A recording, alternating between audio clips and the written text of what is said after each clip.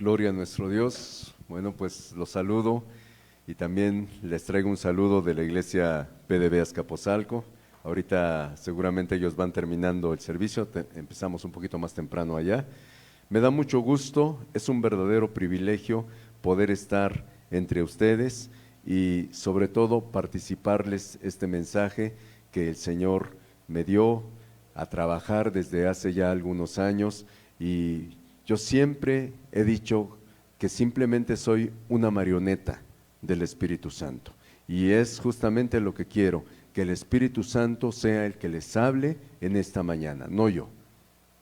Y quiero decirles que de antemano el mensaje que el Señor me dio es un poco complejo, definitivamente, y pues un libro que se escribe en 3 años, pues imagínense, para tratar de explicarlo en 45 minutos, pues es un poquito complejo, ¿verdad? Pero con la ayuda del Espíritu Santo, creo yo que lo podemos lograr. Si me hacen favor de ponerse en pie para hacer una oración al Espíritu Santo.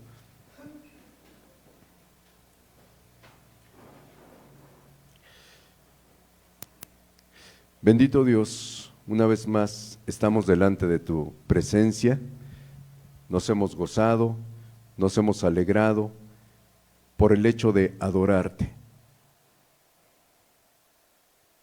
Con todo nuestro corazón te damos gracias por habernos dado un lugar en tu mesa.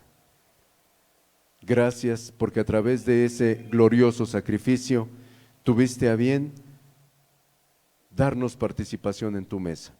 Y hoy con todo nuestro corazón estamos agradecidos. Nos disponemos a escuchar este mensaje que tu Espíritu Santo ha preparado para tus hijos. Deseo con todo mi corazón que sea una semilla que dé fruto al 30, al 60 y al 100. Fruto abundante delante de tu presencia. En el nombre de Jesús, amén y amén. Por favor, tomen su asiento.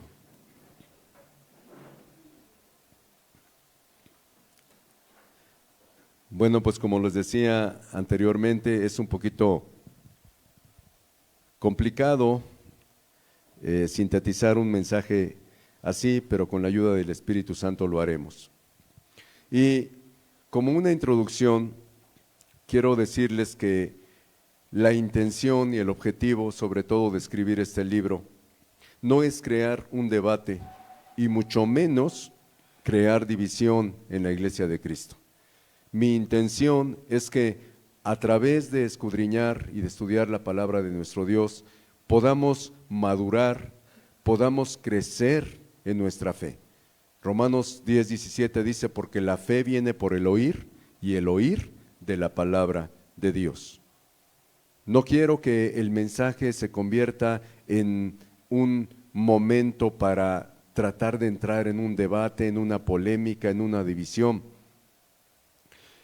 Recuerdo que en el Antiguo Testamento, en el libro de Números capítulo 11, se dio una anécdota en la cual dos personajes estaban profetizando, dos personajes que estaban en un lugar en donde no se encontraba Moisés.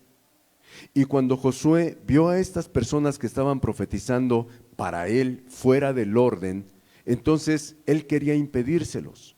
Pero Moisés le dijo, déjalos, no sientas tantos celos por mí.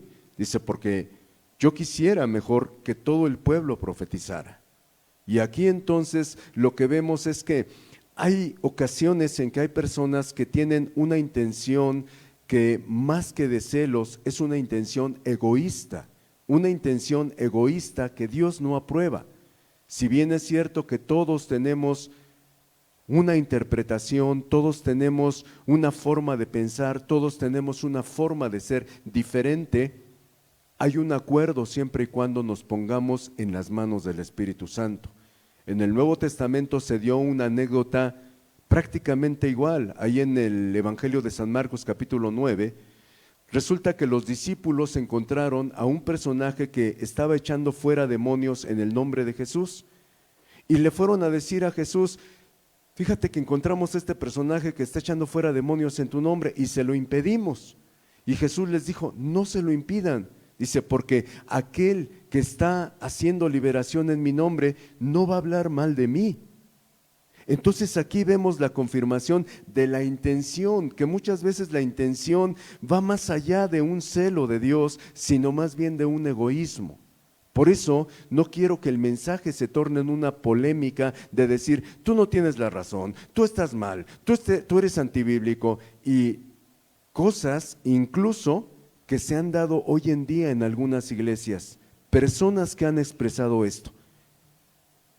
Ese predicador, ese pastor, ese evangelista, ese profeta, no tiene la presencia de Dios. Esto, amados hermanos, es una acusación muy grave. Dice en Eclesiastés 5:1, cuando tú vayas a la casa de Dios, no tengas un pensamiento de necio. ¿Cuál es el pensamiento de necio? El salmista lo dice. Dice, dijo el necio en su corazón, no hay de Dios, no hay Dios. Entonces, cuando una persona profiere un juicio y dice, ese personaje no tiene el Espíritu de Dios, esa persona no tiene la presencia de Dios, esa es una acusación muy fuerte.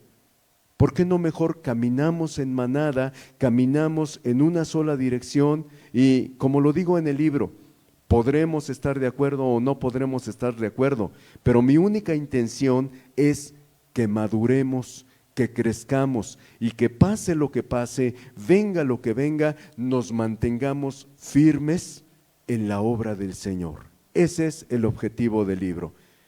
En Lucas 21:28 nos dice, cuando comiencen a suceder estas cosas, cobren ánimo y levanten la cabeza, porque se acerca su redención.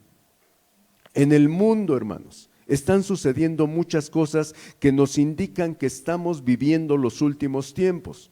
Pero Jesús nos anima diciendo que por muy duro que sea lo que está por venir, lo que venga después será de mucha bendición para nosotros. Jesús dijo muy claro que la vida no iba a ser color de rosa. Él dijo claramente, en el mundo tendrán aflicción, pero anímense, porque ya he vencido al mundo. Algo que nosotros estamos rompiendo son las viejas tradiciones, porque a veces cuando se defienden las viejas tradiciones de manera egoísta, en realidad caemos en un bache, caemos en un error. Hay otra anécdota en donde los maestros de la ley van y le reclaman a Jesús y le dicen, ¿por qué tus maestros no se lavan, por qué tus discípulos, no se lavan las manos antes de comer?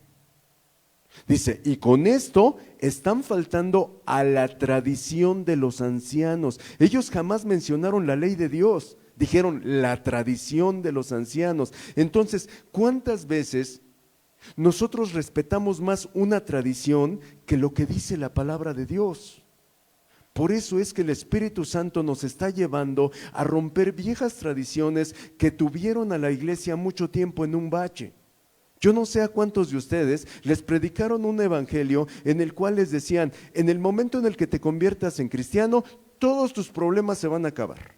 No vas a enfermarte en nada, vas a tener mucho dinero, vas a tener muchas cosas que antes no tenías. ¿A cuántos no les predicaron ese evangelio? Pues déjenme decirles que no es así. El verdadero evangelio se encuentra en 1 Corintios capítulo 15 del 1 al 5. ¿Cuál es el verdadero evangelio? Que Jesucristo vino al mundo, predicó con los 7 espíritus que están escritos en Isaías 11 del 1 al 2. Murió y resucitó. Se apareció a 500 personas, a los apóstoles y por último se apareció al apóstol Pablo. Ese es el evangelio que predicamos, dijo Pablo. No andar vendiendo cosas y luego, por eso mucha gente a veces se decepciona, porque llega el evangelio y de repente las cosas no empiezan a salir o no salen como querían que salieran materialmente o humanamente hablando, y entonces ahí es donde renuncian.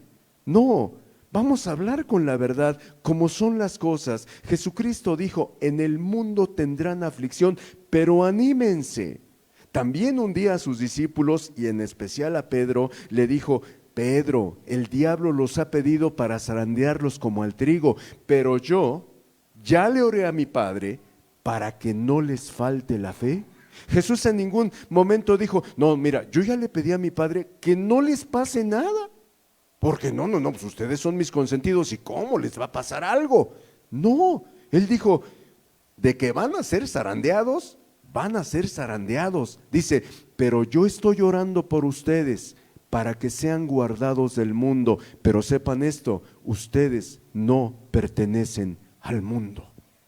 Entonces, la Biblia nos da evidencia de que tenemos que sufrir, tenemos que padecer, tenemos que pasar circunstancias difíciles. La Biblia siempre nos los dice.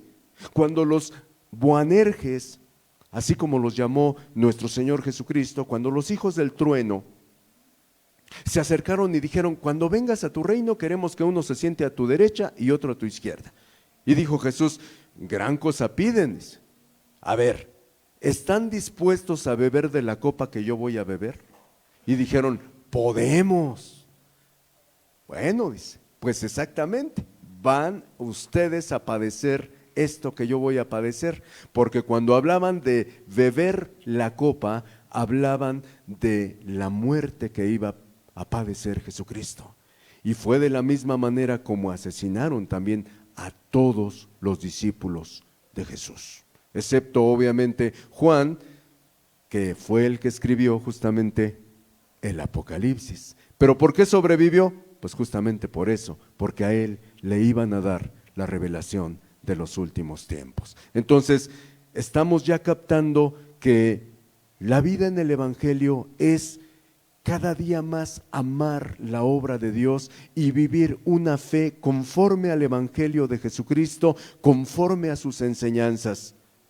Y yo no niego que seamos bendecidos, porque en la Biblia se nombra que aquel que confía en el Señor nunca será avergonzado. Esa de hecho es la visión para este año. Así que confiamos en esa palabra y como confiamos en esa palabra, también podemos ser entendidos en los tiempos que estamos viviendo. Solo tienen ustedes que escuchar las noticias todos los días para ver la situación en la que estamos viviendo. Por eso la Biblia dice, y oirán de guerras y rumores de guerras. Yo no sé a cuántos les han llegado en sus redes sociales, prepárate porque ya nos van a invadir. Por ahí un senador hasta dijo, no, si no les estoy pidiendo de favor, es que los reservistas van a tener que participar en la defensa del país. Ya como que se están preparando, ¿verdad? Esto, hermanos, confirma lo que dice la Biblia, porque ustedes oirán de guerras y de rumores de guerras. Dice, pero todavía no es el fin. ¿Cuándo será el fin? Pues justamente a eso vamos. Debemos de ser nosotros entendidos como lo fueron los hijos de Isaacar. Si alguien quiere tomar notas, les voy a dar las citas para que si las quieren ustedes leer en su casa. No puedo poner todas las citas porque si no me llevaría muchísimo tiempo. Pero en el primer libro de Crónicas, capítulo 12, 32, ahí nos habla acerca de los hijos de Isaacar que eran entendidos en los tiempos, así como ellos, nosotros debemos de ser entendidos en los tiempos para saber cómo conducirnos. Ahora, la mejor guía para saber más acerca del fin de los tiempos, obviamente, es la palabra de Dios. Sin embargo, es importante recordar que la Biblia es como un rompecabezas. La Biblia forma un todo. ¿Por qué se forman las sectas, hermanos? ¿Cuál es el principio de las sectas? Las dos características más importantes de las sectas. ¿Cuál? La de que se forman por un iluminado o iluminada, que recibe un mensaje nuevo y diferente a lo tradicional. Y todos los demás están equivocados, menos él. Ese es el principio de una secta. Segundo principio, que con un solo versículo hace una doctrina y no se fija en lo demás, sino que con solo un versículo hace toda la enseñanza. Y tercer y última característica de las sectas, que la Biblia no está completa, que necesitan un complemento. Por eso ustedes van a encontrar siempre en las sectas que tienen libros adicionales. El libro que un servidor escribió no quiere decir que la Biblia no esté completa, no. ese libro que un servidor escribió fue sacado de la Biblia. Para un servidor, la Biblia es el libro de libros siempre. Pero para una secta no, la Biblia está siempre incompleta y por lo tanto hay que complementarla. ¿Sí? Ya ve usted los 3 principios de una secta, pero el principal es que con un solo versículo hacen una doctrina. No es así la Biblia. La Biblia dice en Salmo 119, 160, si lo quiere apuntar, Salmo 119, 160, dice: la suma de tus palabras es la verdad. ¿Ok? Eso quiere decir que usted no se debe de basar en un solo versículo. Usted debe de escudriñar la Biblia. Por eso Jesucristo dijo en Juan 5:39, escudriñen las Escrituras, porque en ellas les parece que tienen la vida eterna, y ellas son las que dan testimonio de mí. ¿Ok? Escudriñar no quiere decir leer por leer. Escudriñar quiere decir estudiar, detenerse, meditar en la palabra y sobre todo, como dice en la epístola de Santiago 1, el que tenga falta de sabiduría, pídasela a Dios, el cual da abundantemente y sin reproche. Para escudriñar la Biblia necesitamos la dirección del Espíritu Santo. Muy bien, pues vamos a entrar así en una materia muy fuerte. Porque déjeme decirle que si usted algún día quiere estudiar el libro de Apocalipsis a fondo, primero tiene que leer el libro de Daniel. ¿Sí? Daniel y Apocalipsis están completamente ligados. La única diferencia, y ahorita lo vamos a ver en Daniel, y sobre todo vamos a ver el tema de las 70 semanas de Daniel. A diferencia del Apocalipsis, ¿cuál es la diferencia de las 70 semanas de Daniel con el Apocalipsis? Bueno, que las 70 semanas de Daniel abarcan desde el momento en el que se dio la orden para que fuera restaurada la ciudad de Jerusalén. Yo no sé cuántos de ustedes han leído ya el Antiguo Testamento y se dieron cuenta que en un momento dado el pueblo de Judá, la nación de Judá, fue conquistada por el imperio babilónico, ¿sí? ¿Recuerdan ustedes que en los días del hijo de Salomón, el pueblo de Israel se dividió en 2 partes, en el reino del norte y en el reino del sur, ¿sí? El reino del norte no fue ocupado por los descendientes de David y por lo tanto se corrompió más rápido y ellos fueron conquistados por el imperio asirio. Duró más el reino del sur, ¿por qué? Porque venían siendo descendientes de David. Sin embargo, llegó un momento en el que también llegaron a traicionar al Señor y por lo tanto vino el castigo para ellos por parte del imperio babilónico. Nabucodonosor era el rey en ese momento y llegó a destruir la ciudad de Jerusalén y se llevó a la gente cautivos 70 años. Ya después en el imperio medo-persa se levantó un hombre llamado Ciro, rey de Persia, y él liberó a todos esos que estaban cautivos para que fueran a construir, a reconstruir el templo que Nabucodonosor destruyó. Bueno, pues entonces, cuando ya van a construir la muralla, porque fueron diferentes órdenes, no puedo darles ahorita detalles porque es mucha historia, pero se dio una orden, ya no tanto de Ciro, sino de otro rey persa llamado Artajerjes, para reconstruir no el templo ya estaba construido, sino la muralla o la ciudad de Jerusalén. Bueno, pues las 70 semanas de Daniel, abarcan desde ese momento que se dio esa orden para reconstruir Jerusalén hasta el fin de los tiempos. La diferencia con Apocalipsis es que el mensaje de Apocalipsis se da desde la iglesia de Cristo hasta el fin de los tiempos. Esa es la primera diferencia que usted va a encontrar de Daniel con Apocalipsis, pero ambos están ligados y ahorita lo vamos a analizar. Vamos por favor a Daniel 9:24, usted lo va a ver aquí en la pantalla. trato siempre de poner los discos para que nos dé más tiempo, no estemos buscando. Hoy en día ya todo el mundo tiene su Biblia en el celular, ¿verdad? O en el iPhone, ya la tecnología, gloria al Señor. Antes, pues sí, teníamos ahí que estar hojeando ahí la Biblia.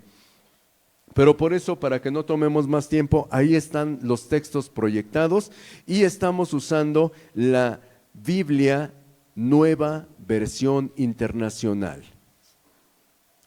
Daniel 9:24 dice 70 semanas.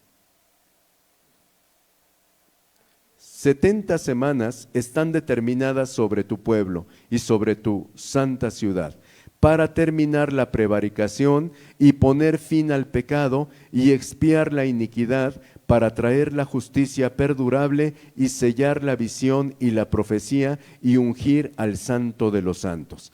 Déjeme hacer una aclaración también antes de que sigamos leyendo. Nosotros tenemos la orden de mi pastor de que usemos la Nueva Versión Internacional. Sin embargo, no estamos casados con una versión, porque es importante saber que luego a veces las traducciones tienen ciertos errores, tienen ciertas fallas y por lo tanto es importante no estar casado con una versión. Yo no sé ustedes, pero yo crecí y me enseñé a leer con la versión Reina Valera, ¿sí? Para mí la verdad es la más exacta, pero ¿por qué la Nueva Versión Internacional? Porque tiene un lenguaje más coloquial a nuestro tiempo. La NBI ya omite lo de y acaeció, y vosotros, y sabéis, y de cierto os digo. O sea, esas cosas pues ya son así tecnicismos del idioma original español. Nosotros hablamos castellano, que ya viene siendo un dialecto, y así es como están las nuevas traducciones, ¿sí? Pero en este caso, bueno, la versión más exacta para esta enseñanza la da Reina Valera, y por eso estos versículos los estamos tomando de Reina Valera. Una vez más, 70 semanas están determinadas sobre tu pueblo y sobre tu santa ciudad para terminar la prevaricación y poner fin al pecado y expiar la iniquidad, para traer la justicia perdurable y sellar la visión y la profecía y ungir al santo de los santos. ¿Ok? Entonces aquí vamos a ver el lapso del cual le hablaba.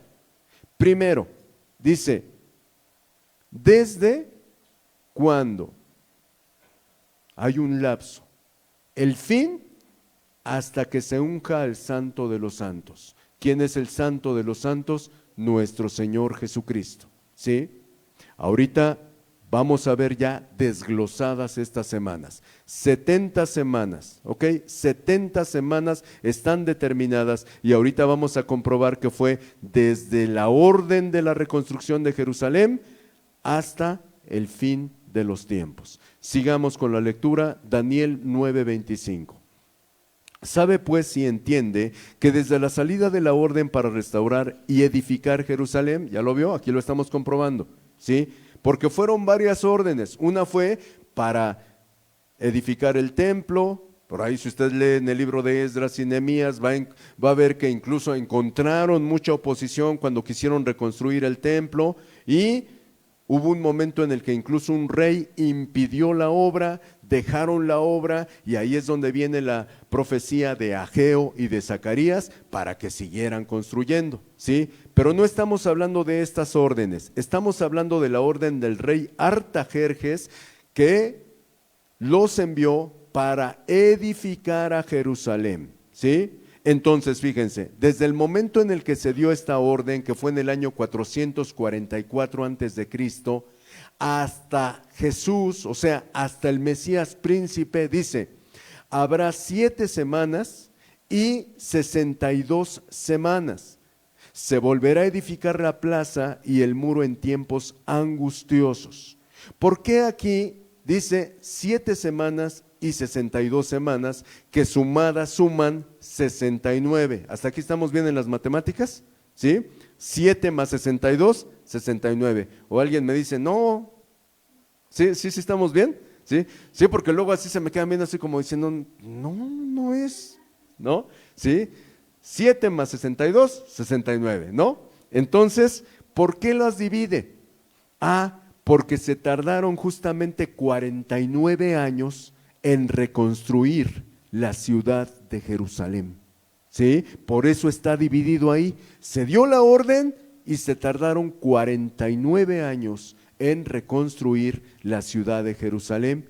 Y a partir del momento en el que terminaron de reconstruir la ciudad de Jerusalén, empezaron a transcurrir otras 62 semanas que terminaron con Jesús, cuando Jesús es mencionado como el Mesías príncipe, ¿sí? Hasta Jesús. Y ahorita vamos a ver un poquito de números para que vean que los años bien checan con toda esta numerología. Seguimos con la lectura, Daniel 9:26. Y después de las 62 semanas se quitará la vida al Mesías.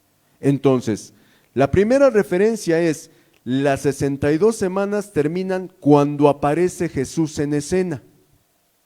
¿Sí?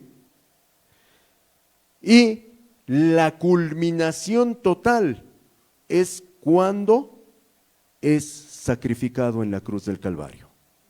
¿Se da cuenta cómo todo esto que sucedió en el Nuevo Testamento estaba profetizado desde el Antiguo? Por ahí, dése una vuelta por el libro de Isaías, porque Isaías es el que más habló de Jesús. ¿Sí? Bueno, pues aquí estamos viendo que igual también están hablando de Jesús. Se trata de Daniel.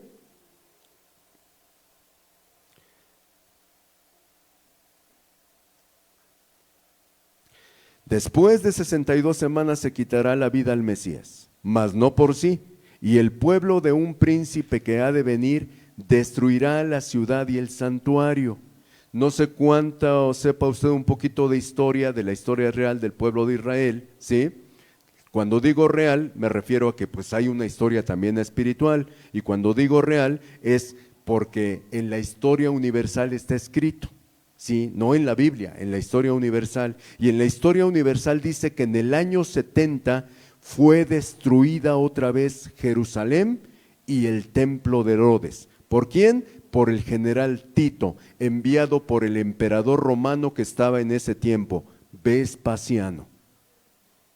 Por eso le digo que si gusta apuntarlo, apúntelo y lo investiga y va a ver que esto aparece en la historia universal. Vea, está aquí escrito. Dice, y el pueblo de un príncipe que ha de venir destruirá la ciudad y el santuario. Pues efectivamente en el año 70 fue destruida la ciudad de Jerusalén. De hecho, la última defensa que se hizo fue en Masada. No sé si alguno de ustedes ha escuchado esa palabra. Bueno, Masada es una fortaleza que hizo un emperador romano, que hizo Herodes el Grande. En una cumbre tremenda hizo una casa gigante para veranear. Bueno, pues ahí los últimos defensores se refugiaron ahí y se estaban burlando de hecho de los romanos porque ellos tenían mucha agua, tenían mucho alimento almacenado ahí en esa fortaleza, hasta que a Tito se le ocurrió una gran idea: construir una rampa. De hecho, ustedes el día que vayan ahí a ese lugar llamado Masada, está todavía la rampa y enfrente se ve incluso dónde estuvo el campamento romano. Es impresionante y es muy bonito visitar esos lugares.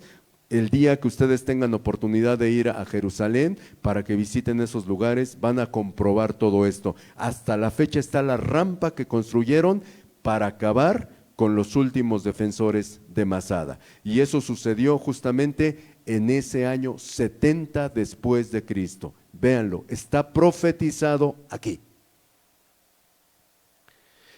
Dice, y su fin será con inundación, y hasta el fin de la guerra durarán las devastaciones. Continuamos con la lectura. Daniel 9:27. Dice, y por otra semana confirmará el pacto con muchos. Bueno, aquí ya vamos a entrar en la última semana. Llevábamos 69, ya nada más nos faltaba una. ¿Estamos de acuerdo? Bueno, ¿por qué dice hasta que se le quita la vida al Mesías príncipe? Bueno, porque allí se cierra un lapso, se cierra una era. ¿Cuál? La era del pueblo de Israel. Juan 1:12 dice, a lo suyo vino, pero los suyos no le recibieron. Pero a los que le recibieron, ahí está la clave del por qué. El pueblo de Israel no aceptó a Jesús como su Mesías. Y por lo tanto, en el momento en el que lo crucificaron, allí se paró el reloj de la era del pueblo de Israel. Y entonces comienza la era de la iglesia. ¿Hasta aquí estamos bien? Por lo tanto, se detiene el reloj del pueblo de Israel. Israel en un momento dado es hecho a un lado. Ahora, ¿con eso Dios lo dejó de tomar en cuenta? No. Si leemos Romanos 9, Romanos 10 y Romanos 11, nos daremos cuenta de que ellos al final nuevamente van a ser restituidos al pueblo de Dios. Porque finalmente, en la segunda venida de Jesucristo, ellos van a reconocerlo como su Mesías y van a formar parte otra vez del pueblo de Dios. Pero desde que crucificaron a Jesús hasta nuestros días, ellos no aceptan a Jesús como el Mesías. De hecho, ustedes platiquen, si pueden platicar con algún judío. Nosotros tuvimos el privilegio de platicar con un judío que era nuestro guía cuando fuimos allá a Jerusalén, y porque pues no cualquier judío se presta para platicar con ustedes, ¿sí? Bueno, pues él tuvo que prestarse porque era nuestro guía, y entonces yo le pregunté y le dije, oye, ¿y ustedes qué concepto tienen de Jesús? Y dijo, para nosotros Jesús es el maestro de maestros, es el Raboni y es el profeta por excelencia. Le digo, pero su Mesías, no. ¿Ya lo ven? Entonces por eso se detuvo y ahí se cumple Juan 1:12. Se detiene el reloj del pueblo de Israel y comienza la era de la iglesia. Cuando dice Jesús estando en la cruz, Padre, perdónalos porque no saben lo que hacen. Y entonces da pauta a el nacimiento de la iglesia de Cristo, es decir, usted y yo. Y ya han pasado 2000 años y ahora sí, está por cumplirse la última semana. ¿Cuál es la pista más grande? ¿Cuál es la señal más grande que nosotros usamos para decir que ya está por cumplirse? Bueno, gracias, mi hermano, muy amable.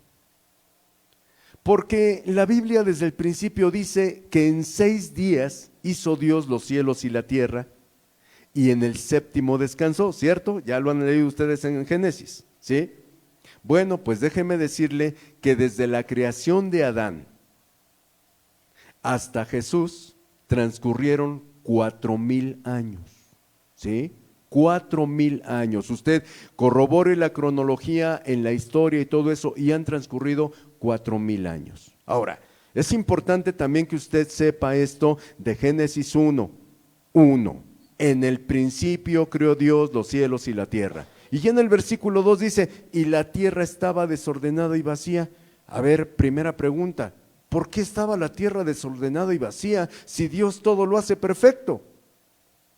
Porque entre el versículo 1 y el versículo 2 transcurrieron millones de años.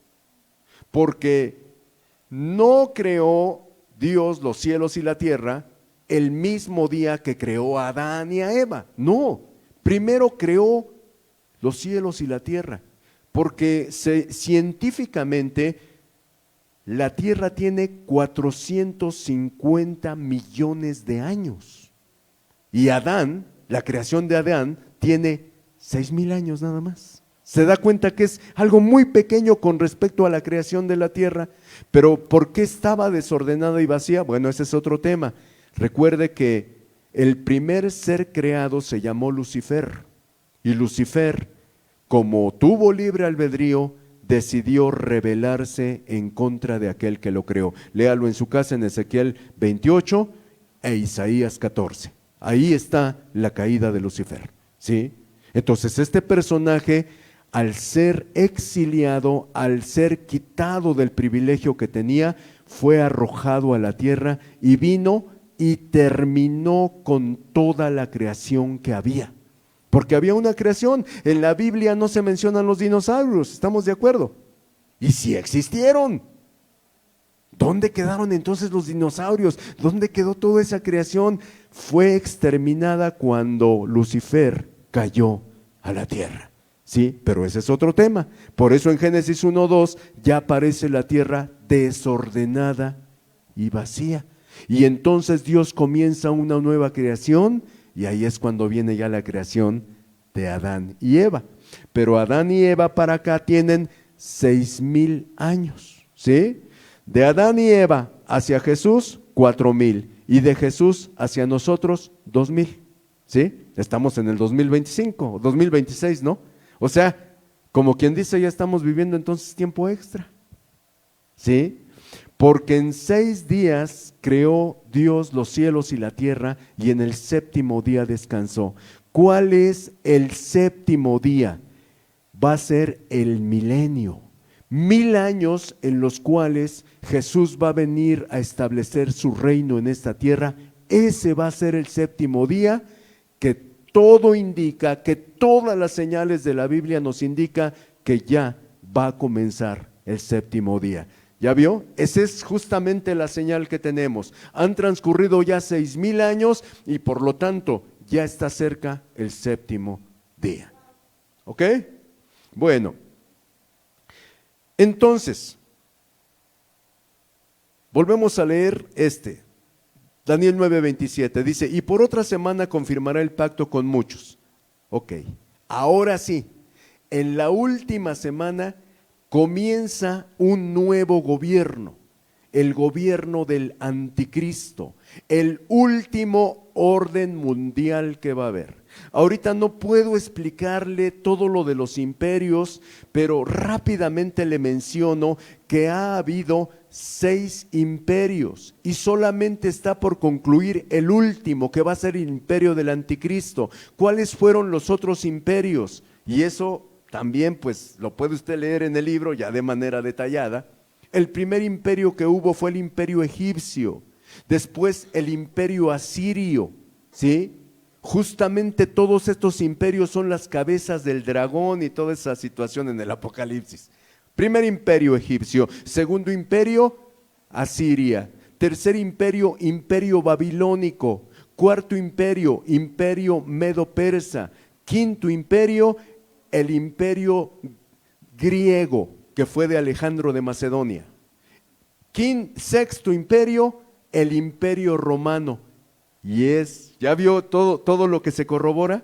En el imperio romano justamente es donde se cierran las 69 semanas. Y solamente falta un imperio, ¿cuál? El del anticristo, que está por comenzar, y las señales que están pasando en el mundo nos dicen que ya está. Todo se está ordenando. ¿Se dan cuenta que no se ponen de acuerdo los líderes mundiales?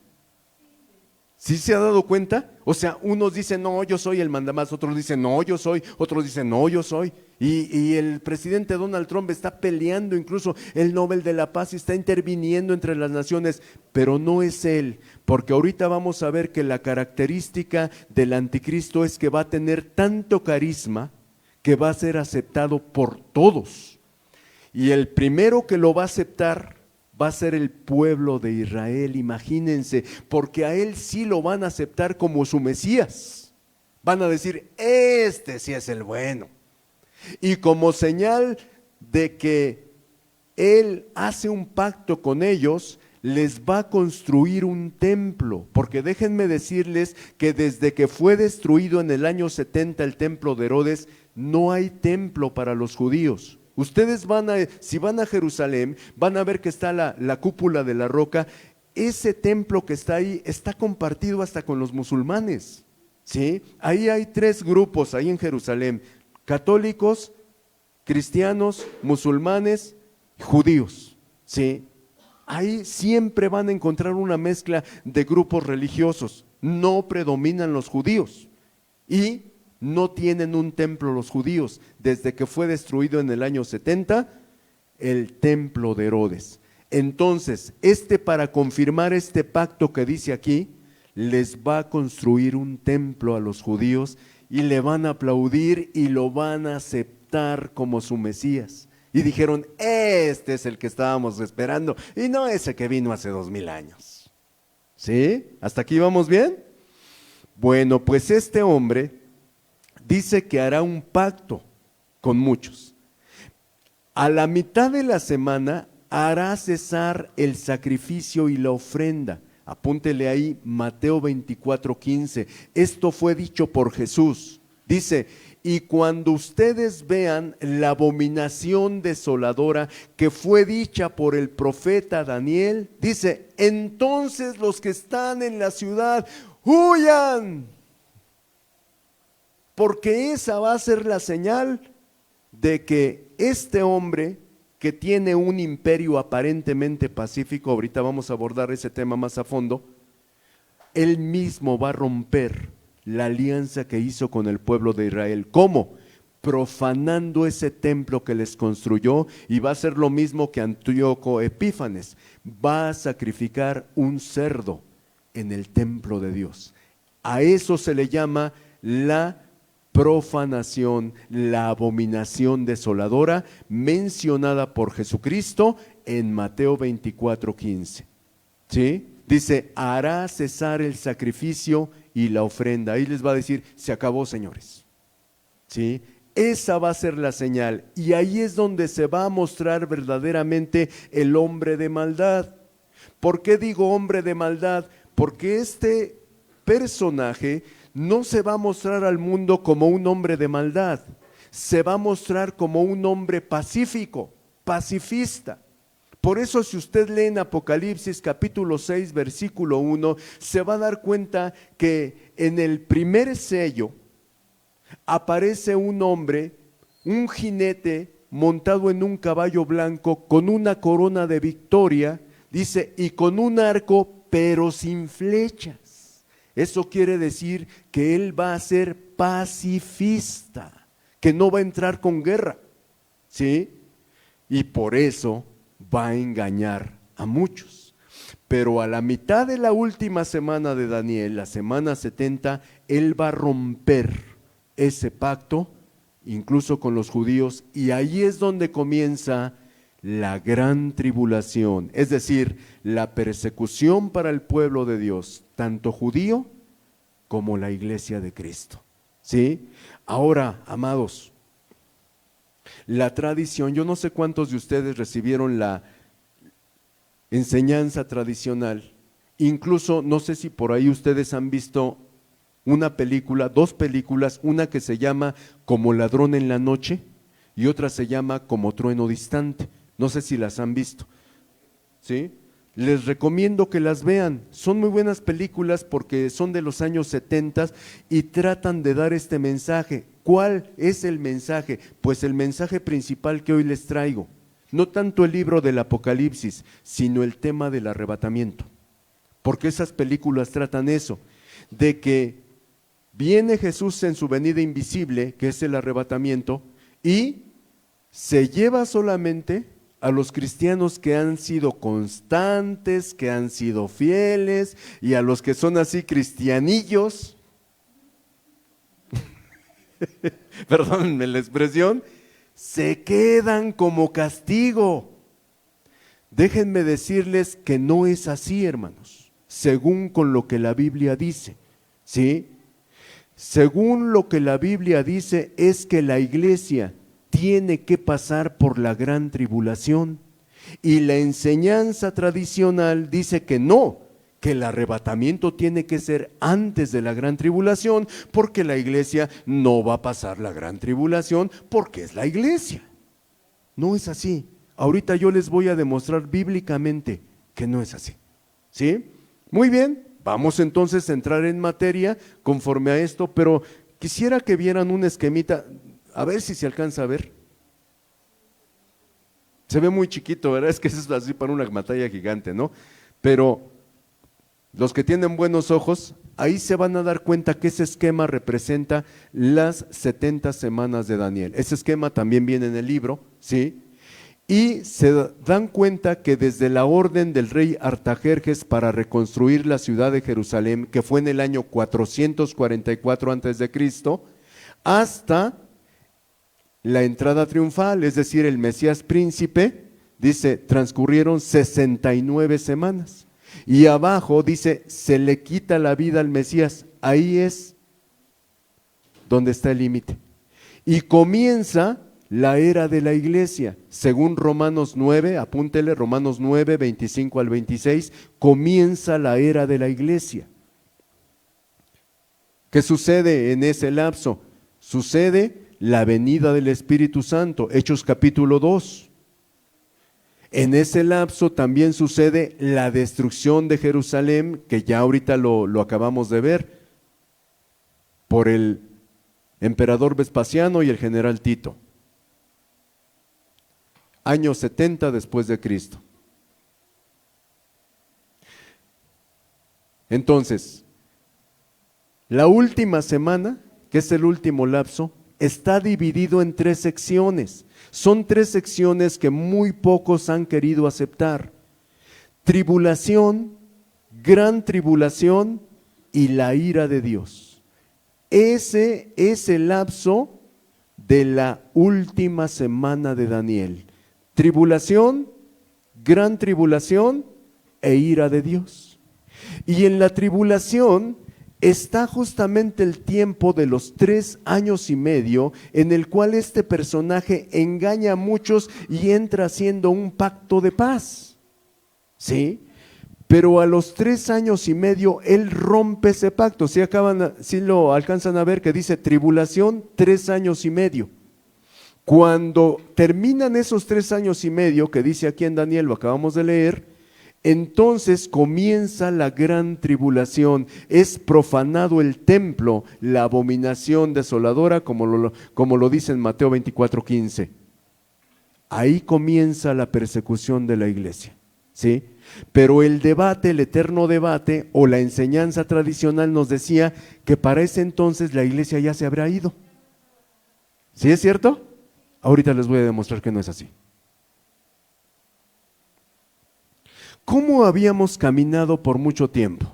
Habíamos caminado con este versículo. Ahora sí el versículo, por favor, Mateo 24 del 36 al 37. Dice, pero en cuanto al día y la hora, nadie lo sabe, ni siquiera los ángeles del cielo, ni el Hijo, sino solo el Padre. La venida del Hijo del Hombre será como en tiempos de Noé.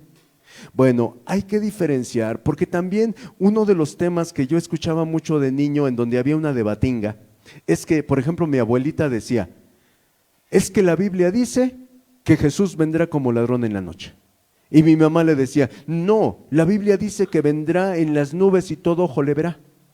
Y estaba yo así entre las dos, así como diciendo, ¿y cuál tendrá la razón, no? Pues las dos tenían la razón. Porque estaba hablando de 2 eventos diferentes. La venida de Jesús invisible, sorpresiva, como dice aquí, será como en los tiempos de Noé, que va a agarrar por sorpresa a mucha gente. Esa es la venida invisible. En otras palabras, el arrebatamiento. Y cuando dice que vendrá en las nubes y todo ojo le verá, ahí habla de la segunda venida de Jesucristo. ¿Sí? Entonces, estamos poniendo en orden estos 2 eventos, pero según este versículo, y con esto de nadie lo sabe, ni los ángeles, ni el Hijo, pues así como que caminábamos con la banderita de, pues si no lo saben ellos, pues yo menos. Déjeme decirle que este versículo también es una fuente de polémica en donde una secta llamada los Testigos de Jehová, que no aceptan a Jesús como Dios, dicen, a ver, ahí dice que Jesús no sabe la hora, entonces ¿cómo dices tú que es Dios si Dios todo lo sabe? ¿Está bueno, no? Bueno, se los explico rápido porque no puedo soslayar esto. Dios en ese momento era Dios y es Dios, ¿ok? ¿Por qué Él expresó eso? Porque Él dijo, yo no vine a hacer mi voluntad, sino la de mi Padre.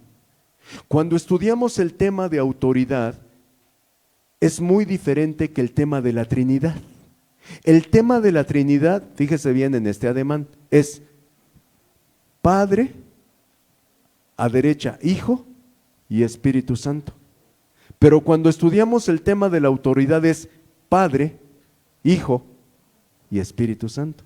¿Sí nota la diferencia? Entonces, ¿qué es lo que está pasando con la autoridad? Que cuando Jesús estuvo en la tierra, Él le dio toda la gloria y toda la honra y todo el reconocimiento al Padre. Y dijo, el Padre nunca me ha dejado solo porque yo siempre hago lo que a Él le agrada. Pero cuando Jesús resucita, dice, toda potestad me es dada en el cielo y en la tierra. ¿Ya está viendo la diferencia? No, no era que Jesús no fuera Dios. Él dijo, el que sabe todo es mi Padre. ¿Sí? Bueno, ahí ya con eso les matamos ahí su argumento a los de esa secta. Déjeme decirle también que se usaba mucho un versículo que está en Deuteronomio 29:9, que dice, las cosas secretas pertenecen a Dios, mas las reveladas son para nosotros y a nuestros hijos. ¿Cuántas ocasiones a lo mejor tiene usted una inquietud, una pregunta así, pero de esas escabrosas, capciosas, así, y de repente va con su maestro y le dice, oiga maestro, pero ¿por qué dice esto? Y el maestro le va a decir, ponte a orar, ponte a orar. No, pues esa no es respuesta, ¿verdad? Por mucho tiempo se manejó esto de que es que eso le pertenece al Señor. No, no te metas en problemas, esas son cosas que son del Señor y solo Él las sabe. Sí, hay cosas que solamente Él sabe, pero déjeme decirle que nos dio un rompecabezas llamado Biblia y ahí está todo. Nada más que solo las encuentra aquel que las busca. ¿Sí? Bueno, vamos a ir al tema ya del arrebatamiento y con la persona, fíjese bien, que fue al tercer cielo. Solo hubo 2 personas en toda la historia que fueron al tercer cielo. El primero, Pablo. El segundo, Juan, que es el que escribió el Apocalipsis. Los demás personajes vieron la gloria de Dios, pero no estuvieron en el tercer cielo. El primer personaje que vio la gloria de Dios fue Enoc. Dice que él caminó 300 años con Dios y Dios se lo llevó en vida. ¿Ok? Abro otro paréntesis, por eso es que le digo que todos tienen así muchas ramas. ¿Por qué fue llevado Enoc con vida? Porque él va a ser, según Apocalipsis 11, una de las 2 ramas de oliva. Y la doctrina tradicional nos dice que son Moisés y Elías. ¿Por qué? Porque según las señales que dice ahí en Apocalipsis 11, que dice, es que va a hacer que se convierta el agua en sangre. Y eso solo lo hizo Moisés. No, perdóname. El requisito para participar en la resurrección de los muertos es morir y resucitar. En Hebreos 9:27 nos dice, porque establecido está para los seres humanos que mueran una sola vez y después el juicio. Bueno, Moisés, como lo dice en Josué capítulo 1, y el mismo Dios reconoció y dijo, mi siervo Moisés ha muerto. Por lo tanto, Moisés sí murió físicamente. Enoc no. Enoc se fue como se fue Elías. Tanto Enoc como Elías no vieron muerte física. Por eso ellos serán los que se levanten para predicar durante la gran tribulación y enfrentar al anticristo. ¿Y por qué no murieron? Porque el anticristo será el que los va a asesinar. Y dice ahí en Apocalipsis 11 que exhibirán su cuerpo durante 3 días y la gente hará fiesta y harán intercambio de regalos. Fíjese hasta dónde va a llegar la maldad, porque asesinaron a los 2 profetas o los 2 olivos, como son llamados ahí. ¿Sí? Entonces, bueno, regresándome. Por eso le digo que hay muchas ramitas. Enoc fue el primer hombre que vio la gloria de Dios. Usted lo puede leer ahí en la epístola de Judas, ¿sí? Él vio la gloria de Dios. Moisés vio la gloria de Dios, la plataforma de zafiro con los querubines. La vieron incluso sus ancianos. Isaías vio la gloria de Dios y vio a los serafines. No es lo mismo un serafín que un querubín. Los serafines están arriba y los querubines están alrededor. Y solamente son 4. ¿Quién era el más grande querubín? Lucifer. Le digo que la Biblia, no, hermanos, nos vamos a morir y nunca terminamos de aprender. Sí. Entonces, hubo muchos hombres que vieron la gloria de Dios. Ezequiel también vio la plataforma de zafiro, vio las ruedas, vio los querubines, pero solo 2 hombres estuvieron en el tercer cielo, Pablo y Juan. Y por eso Pablo es el que le dice a detalle los tiempos. Vamos por favor a Primera de Tesalonicenses 5 del 1 al 2. Ahí está. Dice: ahora bien, hermanos, ustedes no necesitan que se les escriba acerca de tiempos y fechas, porque ya saben. Diga, porque ya saben. Ahora digan, porque ya sé. Se supone. ¿Sí estamos captando? El apóstol Pablo está dando por hecho que nosotros ya sabemos todo esto. ¿Por qué? Porque nos dejó toda la información. Dice, por eso yo no necesito decirles, esto va a suceder en el mes de febrero a las 13 horas del año 2045. No, dice, no necesito a ustedes decirles, porque si ustedes se ponen a estudiar, van a saber cuándo va a pasar. Dice, porque ya saben que el día del Señor llegará como ladrón en la noche. Bueno, establecimos ya que como ladrón en la noche es el arrebatamiento, ¿cierto? Bueno, hasta ahí vamos bien. Un ladrón llega de sorpresa, por eso Jesús dijo, como en los tiempos de Noé. Y un ladrón toma por sorpresa a quien no está preparado. ¿Estamos de acuerdo? Pero no así aquellos que saben cuándo va a venir y lo están esperando. Primera de Tesalonicenses 5 del 4 al 5. Vean todo lo que está encerrado aquí.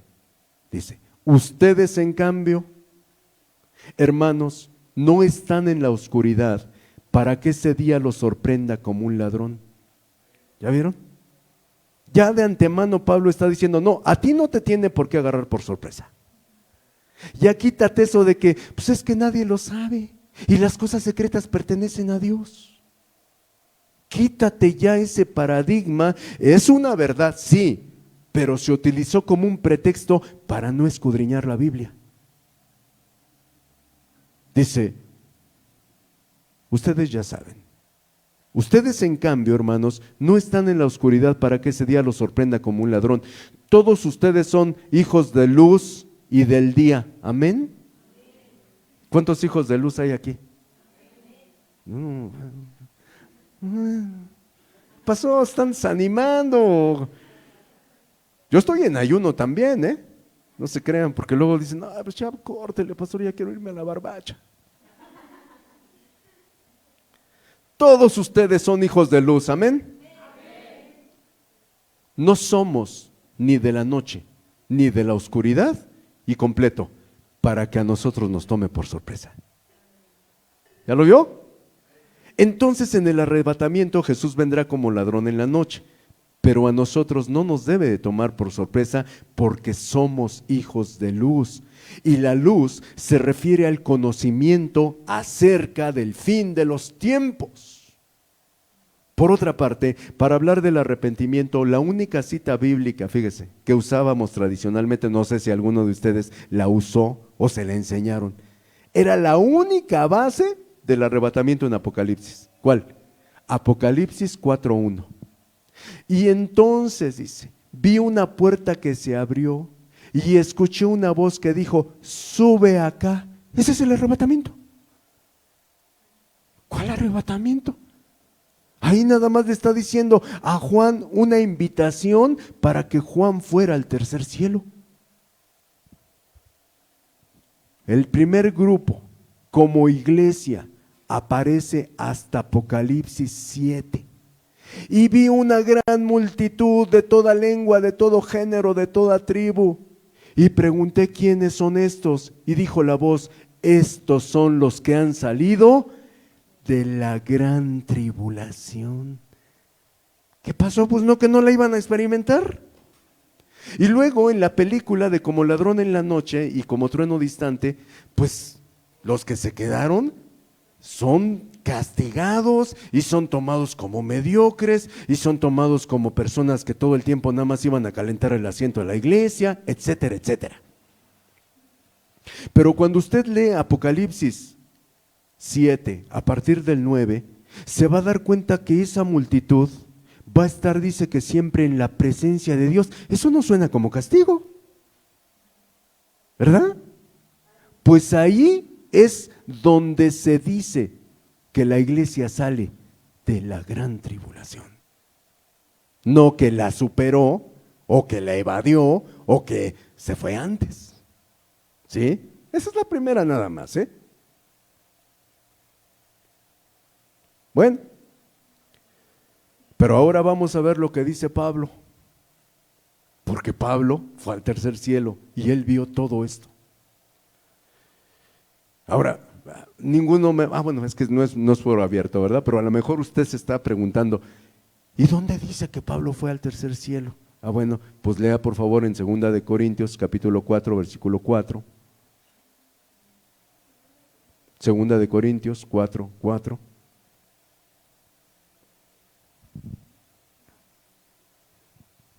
Pásame mi Biblia ahora. Sí, es que yo como traigo un tabicote de Biblia, no lo puse aquí porque digo, no sé que se vaya a caer el púlpito.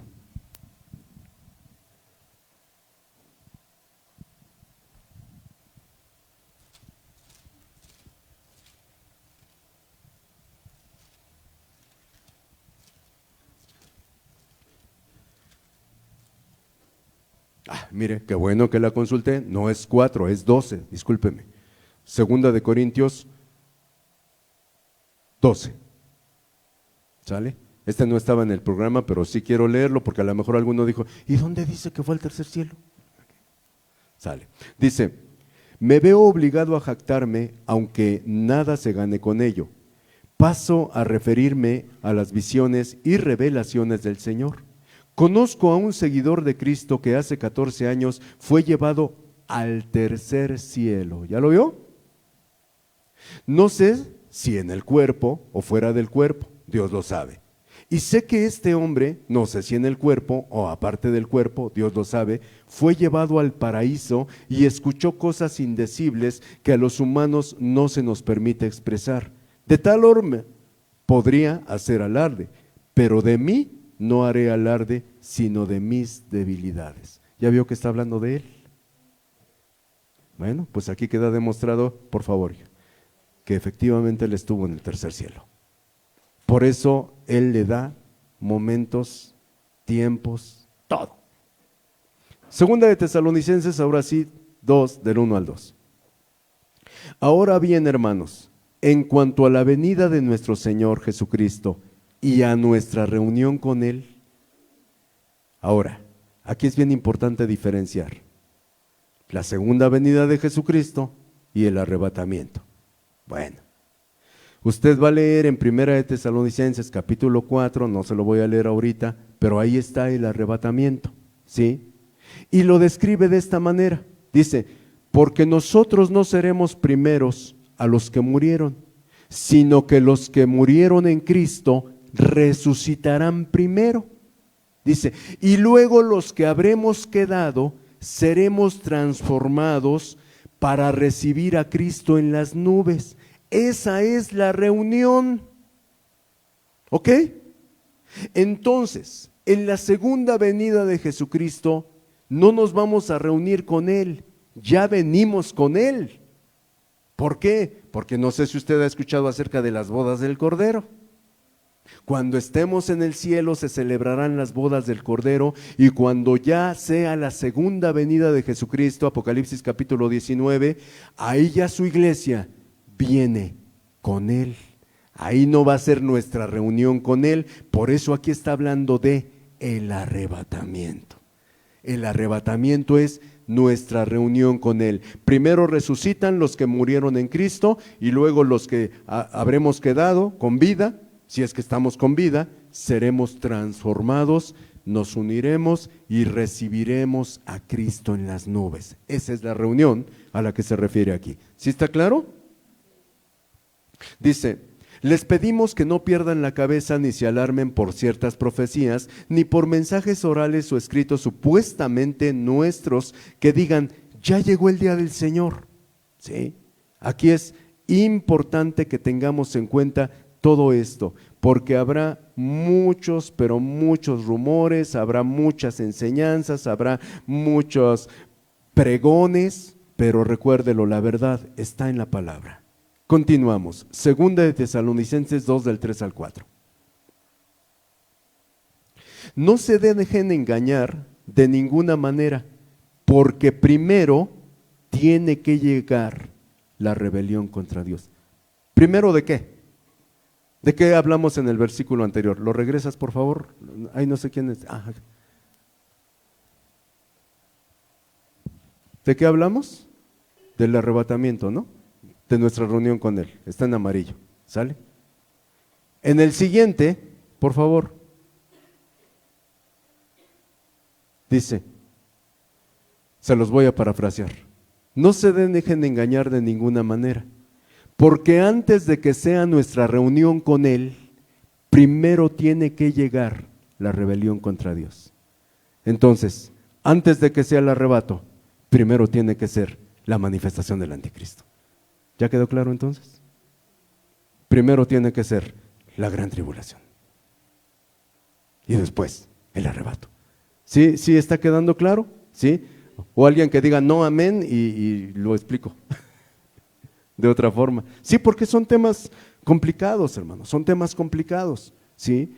Pero otra vez me regresas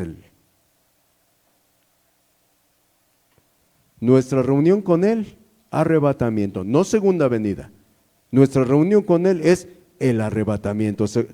Primera de Tesalonicenses 4:16, ahí lo dice, ¿sí? Para que lo lea en su casa también. Entonces, está hablando del evento del arrebatamiento. Y luego en el siguiente pasaje dice, no se dejen engañar, porque primero, es decir, antes de que sea nuestra reunión con Él, primero tiene que llegar la rebelión contra Dios. En donde dice, se va a manifestar el hombre de maldad. ¿Quién es el hombre de maldad? El anticristo. ¿Ya quedó claro? ¿Cuál que la iglesia? Siempre se nos vendió esa idea, hermanos. Siempre se nos vendió esa idea. Yo crecí con esa enseñanza, hermanos. Pero cuando yo me puse a escudriñar la Biblia, dije, no, no es así. Yo creo que mucha gente vende, miren, y me atrevo, ¿por qué cree que al principio yo le dije, a lo mejor podemos diferir, podemos a lo mejor no estar de acuerdo, pero eso es muy diferente de actuar egoístamente, de decir, ahí no está Dios. Recuerdo que a una de mis congregantes le compartió el mensaje a una persona, a uno de sus compañeros que es cristiano, y le dijo, no, fíjate que estamos estudiando esto, mi pastor escribió un libro acerca que el arrebatamiento va a ser después. Salte de esa iglesia porque ahí no está el Espíritu Santo. Eso es palabra de necio. Dijo el necio en su corazón, allí no está Dios. ¿Ya lo ve? Un día, una periodista entrevistó al apóstol Wayne Myers. ¿Quiénes supieron del apóstol Wayne Myers? Un hombre de Dios que apenas falleció. Lo estaban entrevistando y una periodista muy burlona le dijo, a ver, apóstol Wayne Myers, ¿de verdad usted cree que hay infierno? No, hombre, pues ¿con quién se puso? Y se le queda viendo a Wayne Myers, le dice, mire, creo yo interpretar su intención. Le voy a decir algo. Si el infierno no existe, entonces usted y yo simplemente moriremos y ya se acabó todo. Pero si el infierno existe, usted está en serios problemas. Y la chava nada más quedó así. ¿Para qué le dije a este cuate? ¿Se da cuenta? Podemos estar o no estar de acuerdo. Yo lo que quiero es que tú te prepares para lo que venga. Y ahora te voy a poner algo, un ejemplo clásico. Los chavos que van al examen de la UNAM, si van a... Ay, Si van a presentar el examen de la UNAM, dime, ¿se preparan o no se preparan? ¿O habrá un temerario que diga, no, yo con lo que aprendí ahí, órale, yo me enfrento? Pues no se los recomiendo, porque el examen de la UNAM es el más difícil de todos. Pero resulta que te dicen, vas a enfrentar el examen de la UNAM, sale, ya. Y tú te pones a estudiar, pero como loco, y dices, yo lo tengo que pasar, como cristiano, con la ayuda de Dios. Y te pones a estudiar bien y todo y súper. Y cuando llegas y te presentas, te dicen, ya por el hecho de haberte presentado, estás dentro de la máxima casa de estudios. Dices, ¡wow! ¡Súper! Ok, bien. Pero ¿qué pasa si tú no te preparaste y no te dicen eso? Te vas a quedar fuera. ¿Sí estamos? La visión no es que tú estés de acuerdo o no conmigo, sino que te prepares para lo que venga.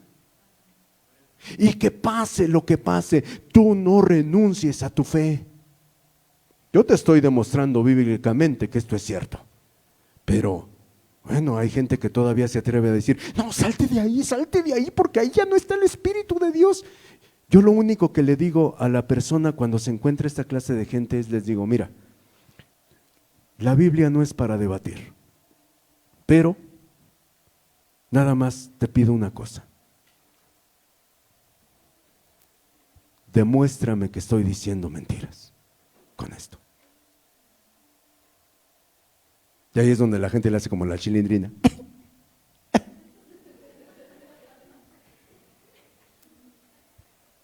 Sí, hermanos, un día yo encontré por ahí una predicadora que estaba diciendo, dice la palabra de Dios que el respeto al derecho ajeno es la paz.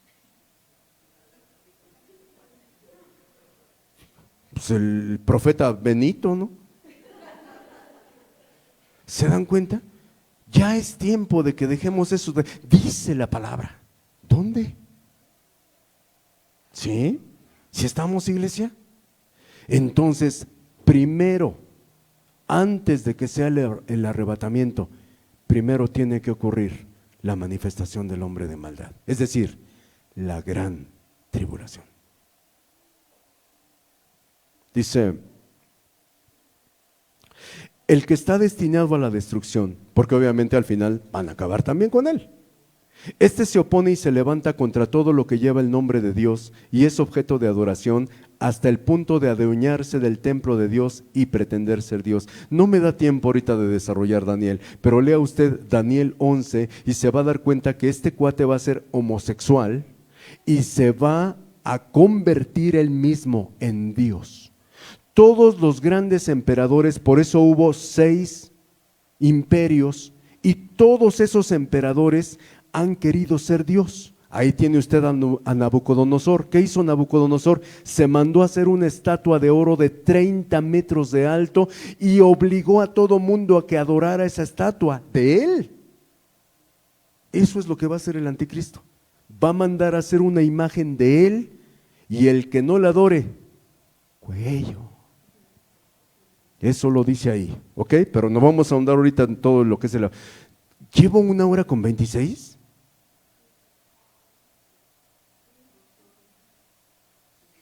¿En serio?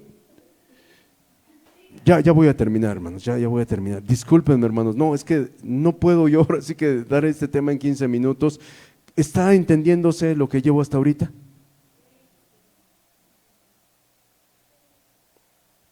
Discúlpenme, de antemano me disculpo por esto. Dice,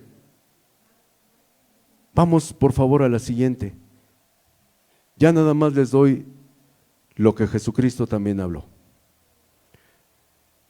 Ustedes van a relacionar en el libro que está allí, Daniel, Mateo, Primera de Tesalonicenses, Segunda de Tesalonicenses y Apocalipsis. Pero si les da tiempo, lean todos los profetas mayores y menores y todo lo que dijeron ellos. Lo sintetiza Pablo. Ahí tienen mucha tarea. ¿Qué es lo que dijo Jesús? Ahí está. Dice, Mateo 24 del 21 al 22. Porque habrá una gran tribulación, no como la ha habido desde el principio del mundo hasta ahora, ni la habrá jamás. Aquí, cuando dice gran tribulación, la diferencia entre tribulación y gran tribulación es que Jesús utilizó dos palabras en griego diferentes. Una era tilipsis, que era tribulación, y otra era megatilipsis, que es gran tribulación. Y aquí efectivamente está diciendo gran tribulación, porque recuerde que le dije que habían tres periodos: tribulación, gran tribulación e ira de Dios.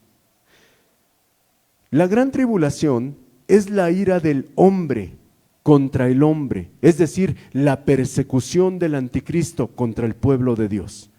Pero la ira de Dios, esa es otra historia, es la ira de Dios contra la humanidad.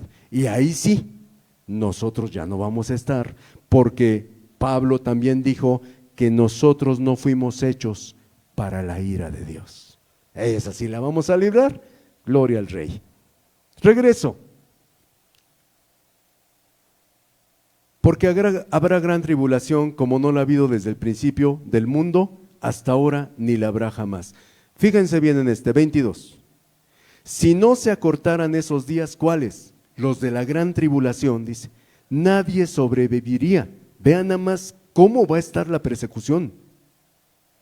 Dice, pero por causa de, pues no, que ya se habían ido antes. ¿Qué pasó? La enseñanza tradicional me dice que ya se habían ido. ¿Por qué elegidos? ¿Qué es lo que dijo Jesús? Porque ustedes no me eligieron a mí, yo los elegí a ustedes. ¿No somos los elegidos? ¿Ya vio que vamos a estar ahí?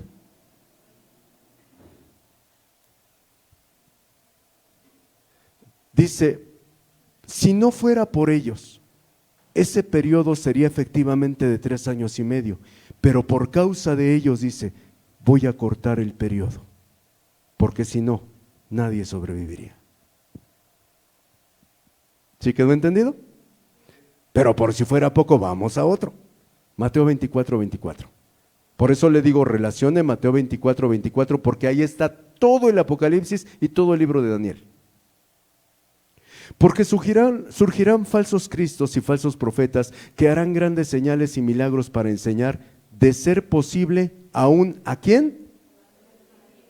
Pero si ya se fueron. Pues no, que ya se habían ido.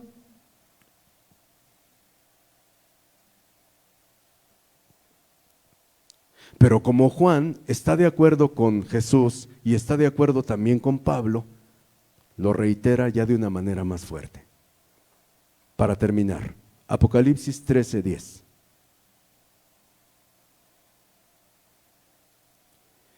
El que deba ser llevado cautivo a la cautividad irá. Por eso Jesús dijo, en el mundo tendrán aflicción. El que deba ser llevado cautivo a la cautividad irá. El que deba morir espada, a filo de espada, morirá. Yo le he dicho al Señor, si me matan por tu nombre, si me asesinaran por tu nombre, sería lo mejor y el más grande privilegio. Porque así pensaron los apóstoles. Cuando a Pedro lo iban a crucificar, dijo, no, sabíamos que te ibas a arrepentir. No, déjenme terminar. Es que yo no puedo morir como murió mi maestro. A mí, por favor, háganlo de cabeza.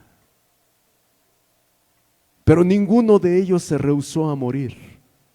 El primer sacrificado fue Jacobo, y ahí se cumplió lo que dijo Jesús: van a beber de la copa que yo voy a beber. Entonces aquí te está diciendo, ¿puedes ir a prisión? Sí. Incluso, ¿llegarán a matarte? Sí. Esa es la gran tribulación. Ahora, ¿por qué Jesús dijo cuando suceda la profanación del templo, la abominación desoladora, los que estén en la ciudad, huyan a los montes? ¿Por qué? porque ahí se aplicará el instinto de supervivencia de los seres humanos. ¿Puedes sobrevivir escondido? ¿Puedes sobrevivir huyendo? Sí, ahí lo dijo Jesús. Si los elegidos se hubieran ido antes, entonces ¿para qué Jesús da recomendaciones? ¿Ya te pusiste a pensar? Dijo, cuando pase esto, ¡huyan! Pues no que ya se habían ido antes. Aquí está la palabra final. El que deba morir a espada, a filo de espada morirá. En esto consisten la perseverancia y la fidelidad. ¿De quién? ¿De los judíos? ¿Quiénes son ustedes? ¿Quiénes son ustedes? ¿Han creído en Cristo? Porque si ustedes leen toda la epístola a los Corintios, Jesús se refiere a la iglesia como los creyentes. No que ya se habían ido. Es necesario que tú y yo seamos pasados por fuego. Y ahora les hablo con el corazón. Un pianito por ahí no habrá, así suavecito, pero bien suavecito, por favor.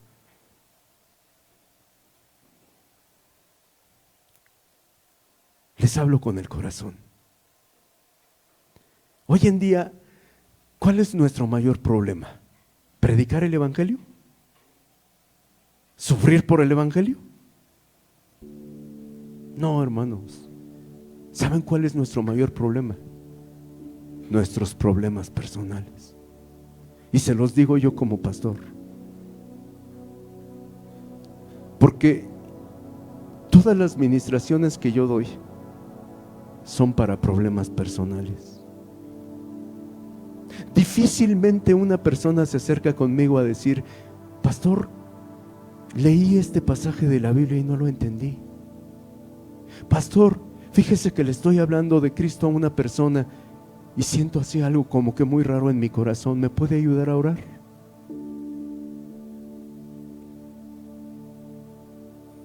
¿Por qué estamos sufriendo?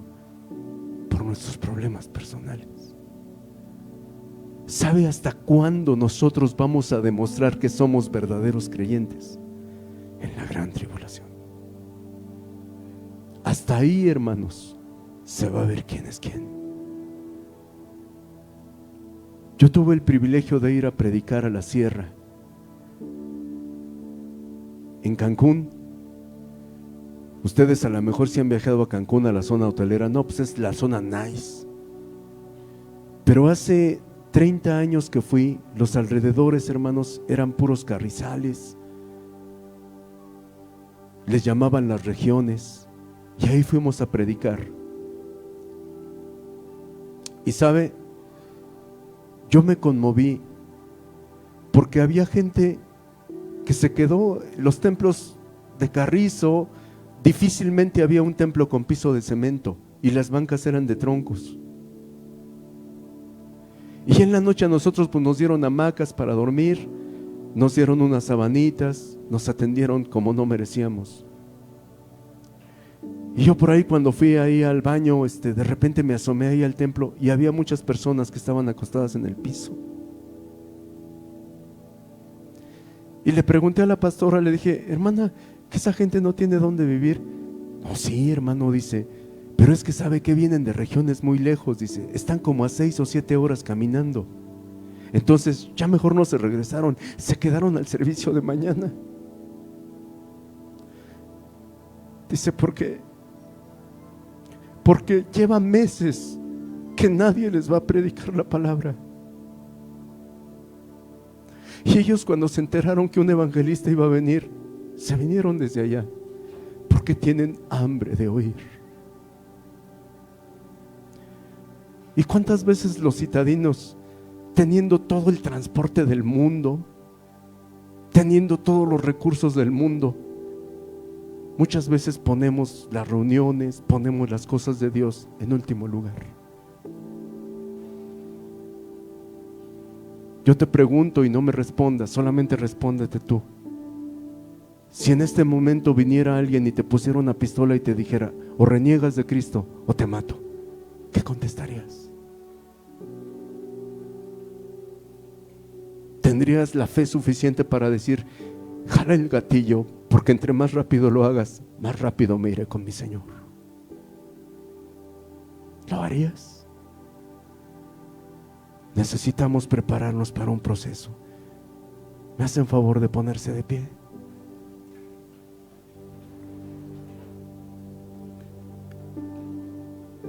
Y yo quiero en esta mañana animarlos.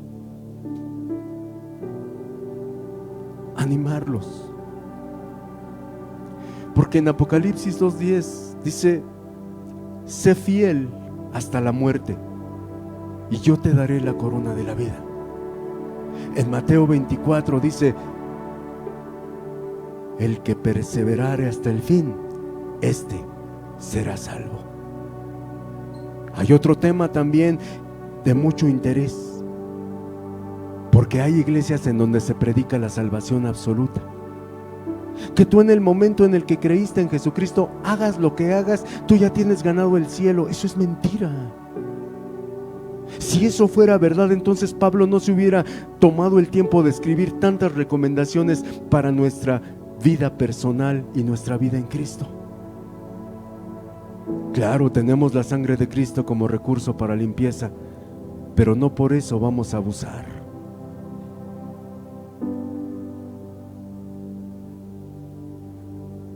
En esta mañana yo te invito para que confirmes, para que renueves ese pacto que un día hiciste con Jesús. Y verdaderamente, si hoy te preguntara Jesús, como a los hijos del trueno, ¿podrías beber de la copa que yo bebí? Porque ahorita ya no hablamos de lo que voy a hacer, no, sino de lo que hice. Jesús ya murió en la cruz por ti, por mí. Y la pregunta que Jesús te haría es, ¿y tú estarías dispuesto a dar la vida por mí como yo la di por ti? ¿O simplemente lo único que hiciste fue cambiar de religión? En esto consiste el Evangelio, en que los creyentes permanezcan fieles